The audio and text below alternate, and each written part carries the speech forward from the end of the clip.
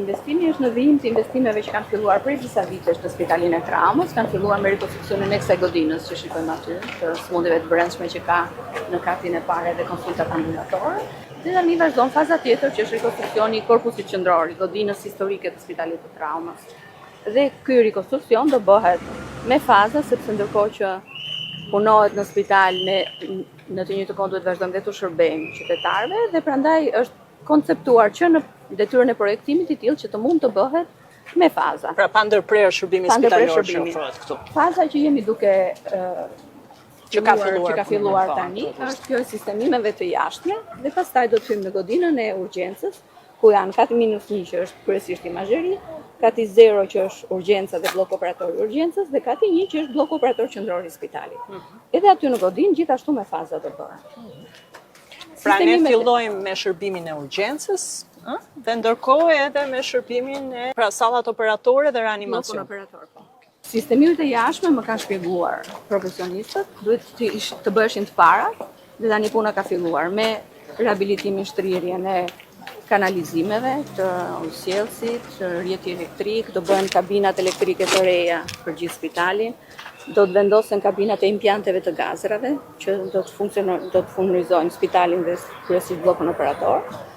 Dhe këto do bëhen me faza, pra në këtë territor, pasi inxhinierja na shpjegon edhe më mirë. Pastaj diku tjetër, derisa të kompletohen sistemet e jashtme, do kemi punime tek pista e helikopterit. Edhe ndërkohë ajo që është e rëndësishme pra për t'u theksuar është fakti që përveç rekonstruksionit të ambienteve ekzistuese ne shtojmë sipërfaqe dhe shtojmë ambiente për shërbimet spitalore, që është e rëndësishme, shtojmë gjithashtu shtretër. Një pavion shtretër. Që do të thotë shtojmë kapacitete për trajtimin e gjithë problematikave që trajton Spitali i Traumës, duke konsideruar që është një shërbim unik në nivel vendi, që trajton politraumat nga gjithë qytetet e tjera, çdo qytetar që vjen këtu, ndërkohë që shërbimi i urgjencës trajton afro 70.000 urgjenca që janë në vit, që janë në sezon veror, shkojnë deri në 200-220 urgjenca, që është goxha ngarkesë. Ngarkesën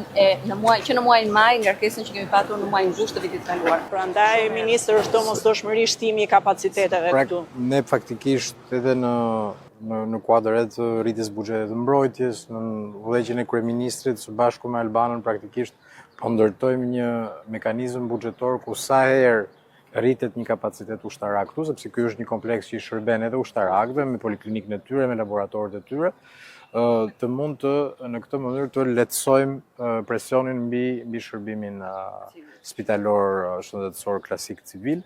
Rritja e kapaciteteve këtu është absolutisht emergjencë në sensin e nevojës kombëtare.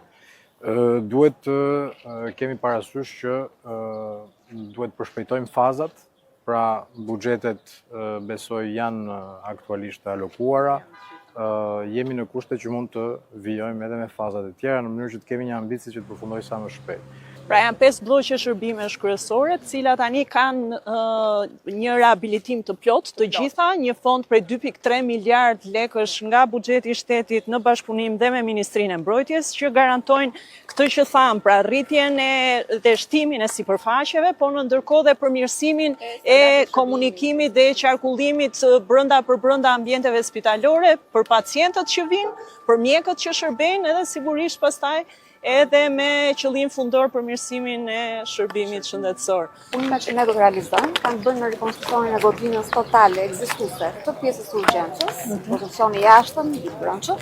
Pra fillojmë me shërbimin e urgjencës, me atë që në fakt është edhe pika nevralgjike e spitalit. Po, ky inovim do të thotë përmirësim dhe modernizim të pjesës së shërbimit spitalar. Kemi një riorganizim funksional të ambienteve të brendshme për optimizimin e çdo hapësire të brendshme.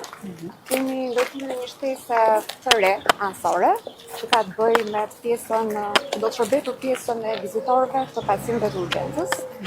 Kjo këtu është një ambient që është konceptuar të ketë hyrje nga jashtë dhe një komunikim me një dritare nga brenda me shërbimin e urgjencës. Sot ne i shohim gjithë familjarët e pacientëve që rinë këtu në këmbë, që rinë edhe ke pistë helikopterit, sepse nuk ka ky spital aktualisht një ambient pritjeje. Është menduar që projekti ta zgjidhë këtë me këtë ambientin këtu. Pra, qytetarët do vinë dhe do presin këtu. Po ndërkohë do kenë mundësi të komunikojnë me stafin brenda spitalit për të marrë informacion mbi familjarët. Por nuk do të ketë lidhje funksionale me pjesën tjetër të spitalit. Pra rregullojmë pa komunikimin e brendshëm në shërbimin e urgjencës, që në fakt ka ato problematikat e veta, sepse gjithë familjarët që shoqërojnë pacientin vinë edhe rrinë këtu në ambientet e shërbimit. Sepse duan me të drejtë të marrin informacion mbi familjarët që kanë.